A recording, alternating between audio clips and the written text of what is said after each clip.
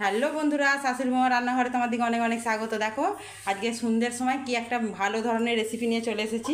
এই দেখো চিকেনগুলো দেখো, খুব ছোটও নয় আর খুব বড়ও নয়, পিস করা আছে। এটা আমি পকোড়া বানাবো। কি কি লাগবে, আমি কিভাবে মাখাচ্ছি তোমরা দেখে নাও ভিডিওটা, প্রথম থেকে শেষ পর্যন্ত ভিডিওটা দেখো। ভালো লাগলে লাইক কমেন্ট শেয়ার করে আমাদের চ্যানেলটা যদি না সাবস্ক্রাইব করা থাকে তাহলে বন্ধুরা সাবস্ক্রাইব করে নাও, যা কিছু রান্না হবে সবই দেখতে পাবে। দেখো প্রথমে এখানে আমি আদা রসুন আর তার সঙ্গে একটা পেঁয়াজকেও পেস্ট করে নিয়েছি, দিয়ে দেবো। আর আমি এখানে পেঁয়াজ কুচি করে নিয়েছি, পেঁয়াজ কুচিটা মুখে পড়লে পকোড়া খেতে খুব ভালো লাগে। এখানে নিয়ে নিয়েছি দেখো কর্নফ্লাওয়ার, আর নিয়েছি বেসন। এটা কর্নফ্লাওয়ারটা আমার আছে 2 চামচ আর বেসনটা আছে 3 চামচ। দেখো এবার এখানে দিয়ে দেবো পরিমাণ মতন হলুদ গুঁড়ো, নুন,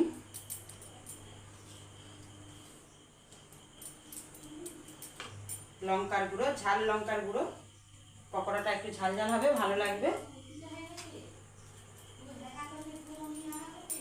এখানে দেখো জিরে গুঁড়ো নেবো, আর নিয়ে নেবো ধনে গুঁড়ো, দেবো একটু ভাজা মশলা,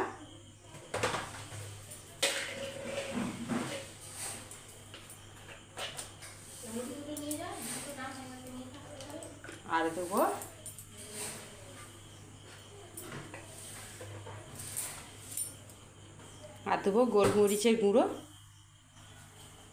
গোলমরিচের গুঁড়োটা দিলে পকোড়ার টেস্টটা আরও সুন্দর হয়। এবার দিয়ে দেবো আমি ওতে ভিনিগার।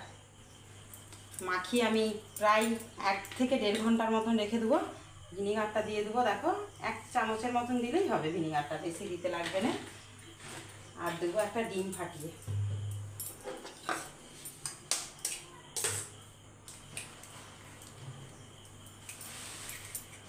দেখো এবার আমি হাত দিয়ে ভালো করে মেখে নেবো। হাত দিয়ে মাখলে জিনিসটা আরও সুন্দর মাখা হবে, এই জন্য আমি হাত দিয়েই মাখছি। তোমরা যদি হাত দিয়ে না মেখে চামচ দিয়ে মাখো তাও মাখতে পারো, আমি হাত দিয়েই মেখে তোমার দিকে দেখাচ্ছি। দেখো এইভাবে আমার জিনিসটা ভালো করে মেখে প্রায় 1 ঘন্টা 1.5 মতন থাকবে। খাবার সময় গরম গরম ভেজে খাওয়া হবে, আর খেতেও ভালো হবে, টেস্টটাও সুন্দর হবে, আর বিশেষ করে চিকেনটা সফট হয়ে যাবে, নরম হয়ে যাবে, খেতে ভালো লাগবে। দেখো এইভাবে আমার জিনিসটা মাখানো থাকবে, এই চাপা রইল। তোমার দিকে যখন করব আবার দেখাবো, তোমরা ভিডিওটা প্রথম থেকে শেষ পর্যন্ত দেখতে থাকো।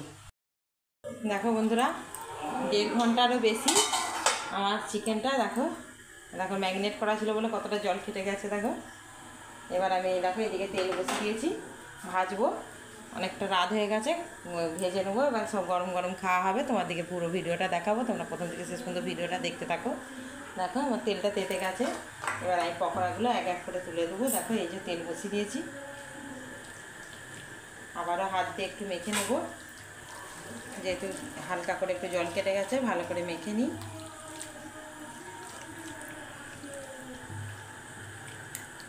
দেখো পকোড়াগুলো আমি এবার এক এক করে দেবো।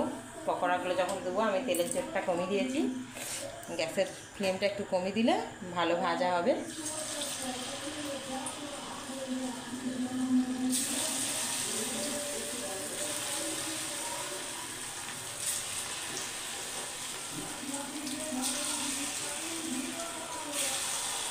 দেখো আগে অল্প করে দিয়ে ভেজে দেখে নিব, তারপরে সব কটা ভাজবো।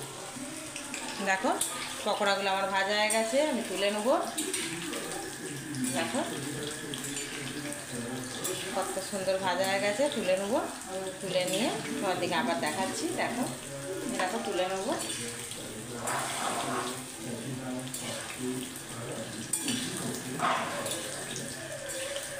যখন পকোড়াগুলো ভাজা হবে এইভাবে উল্টাতে পাল্টাতে থাকলে সব দিকটা ভালো করে ভাজা হয়ে যাবে।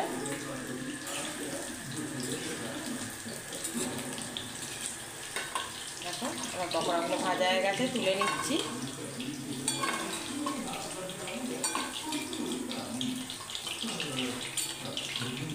এইভাবে আমি সবগুলো ভেজে নিয়ে তোমার দিকে আবারও দেখাবো। দেখো আমি এইভাবে সবগুলো ভেজে নিয়ে তোমার দিকে আবার দেখাবো।